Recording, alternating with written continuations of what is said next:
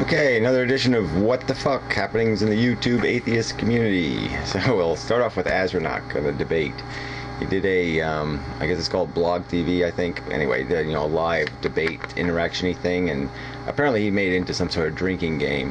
And so I got there, I don't know, a little after it started, 10 minutes or whatever. So it was drinking, I guess, and so, but anyway, we'll get into that later. So anyway, it kind of started with a fart. His wife farted when she went to the kitchen or something, and so that's how the that's how the event started, was with a fart. So then he just got drunk like really fast, and he became pretty useless through the whole debate. And the debate was just horrible. I mean, if you saw it, it was just this, inane, boring, horrible event. And and in the end, Astronaut got sick. He puked.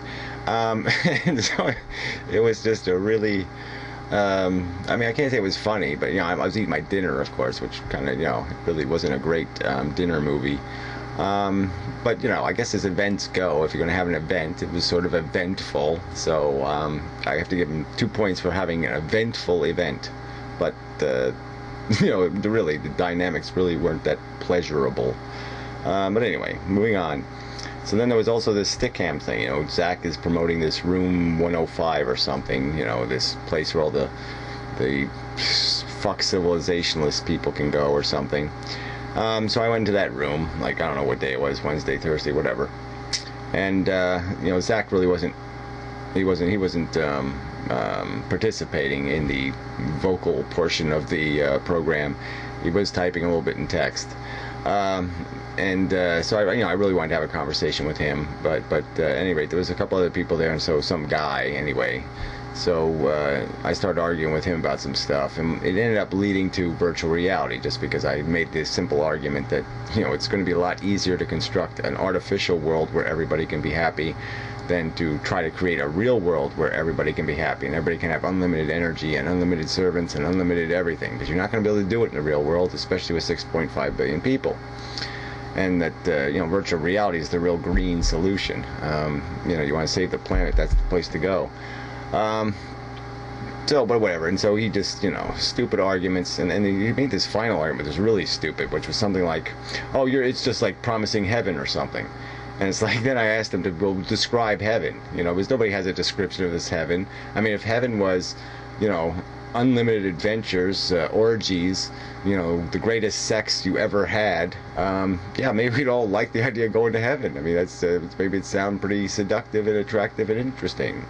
So, whatever. I mean, the argument is always just so lame. It's just these naysayers, these antiheists. And it's just so funny because they don't have an argument, really can't apply any logic. And so that brings us to last night's stickam, Saturday night. And, it started off with Remy again, arguing with the same old, it's not the same old exactly, but it just turns into the same old. So it started off on the gun issue and blah, blah, blah. Just because I'm making the point that gun ownership is not really, it's a right only because they wrote it into the Constitution, but logically it's not really a right to have the power to kill somebody. I mean, it's just kind of stupid, or to have a convenient method to kill somebody. I mean, it's an arbitrary right. We could draw that line anywhere. We could stop at bazookas, or we could stop at big Bowie knives. It doesn't really matter where you draw that stupid line. The point is how much power should an individual have to control the lives of other people, to influence their life, to fuck with their life. To shoot a bullet and have it land in their child's head by accident or some other event. And I just made the argument that these rights, I mean, the right to climb a mountain, it's like mountain climbers should be responsible for the cost of when we have to send people up to rescue them. They should have to finance the social cost of their right to go climbing a mountain for no good reason. And I've just made the simple argument that gun owners should be paying the freight for the liabilities of gun ownership. It's not some free right. It's a right that has a social cost, because we have to, if I give Remy a gun, I have to give the lunatics a gun, and I also have to give a gun to some guy who's going to become a lunatic in 5 years. And now he's going to have a whole stockpile of guns. He's going to go crazy. He's not going to know he's crazy, and he's going to use those guns. And that's just the fact of the reality. And they got to take responsibility for that social liability. So anyway, it was a simple argument. He turned it into shit.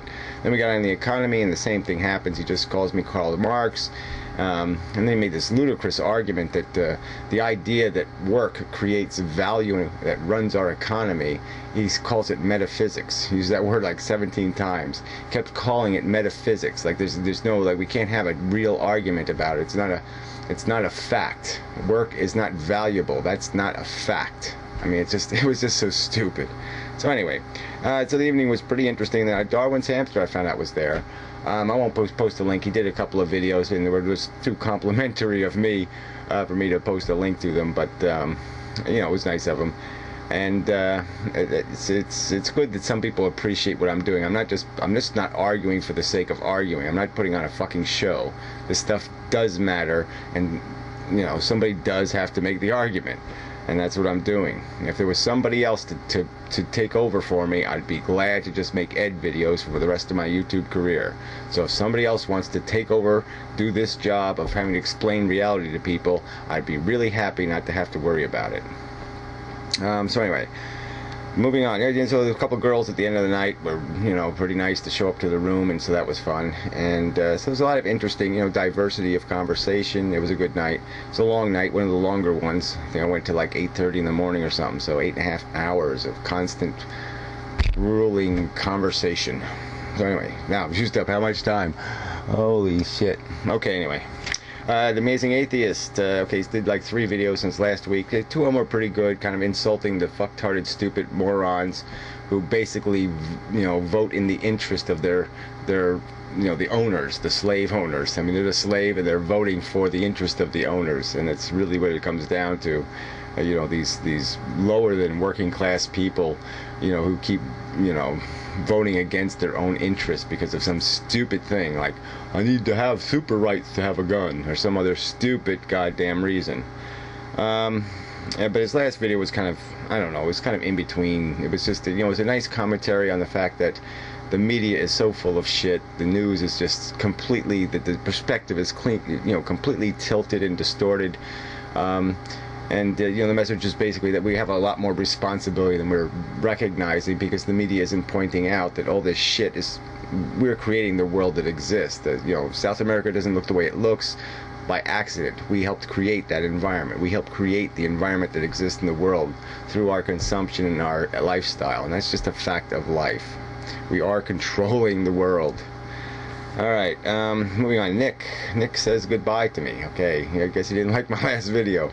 I don't know what it is exactly. I mean, yeah, I was a little bit pointed because he does kind of defend the idea of wealth. He's done it. He's said the words that he thinks the world would be kind of diminished if we didn't have rich people around. So he has a certain appreciation for wealth. I don't know why. I don't know what it comes from. It's whatever, but that's his business. So anyway, I guess we're getting divorced again. We've had a divorce before. So I'm claiming custody of Dario. And I figure he can have Great-Tex, because I really don't have any use for him. And so it'll be some settlement like that. But anyway, it's tragic, but you know, that's life. Life is tragic. Cody did a best photos video, and you know, well, whatever. You know, they're okay-ish. I don't think they really were his best. I think I've seen better ones actually. But maybe not. You know, and they're too mixed. I mean, you can't really put a nice picture of a sunset, and then the next picture is some guy with blood on him on the ground, you know, with I don't know, like piano keys in his face or something. I mean, just, sorry, the two just don't mix. It's a bad to combine these diverse images. It's not very artistic. Alright, Fake Sagan, Captain Awesome, really haven't been heard from. I did see a Fake Sagan comment on a video, so he's not dead, but who knows about Captain Awesome? I don't know exactly what's happened to him.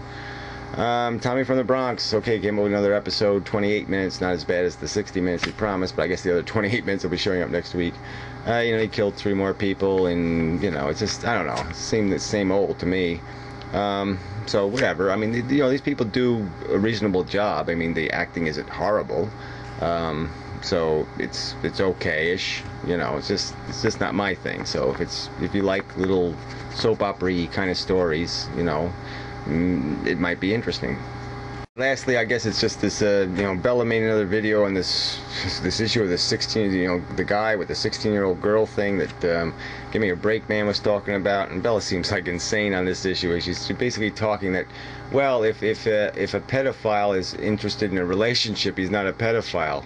I mean, it's just such nonsense. Oh, the fact that he would nurture the relationship somehow changes the fact that he has a desire that really isn't socially healthy.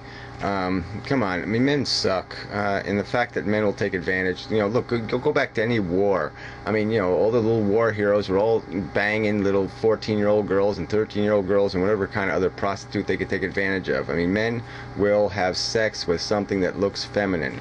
That's just a fact of life, and they're not going to sit there and ask for IDs. And this guy is, tell you the truth, he's damn creepy looking, okay? People think I'm creepy looking. This guy is a lot creepier looking than me.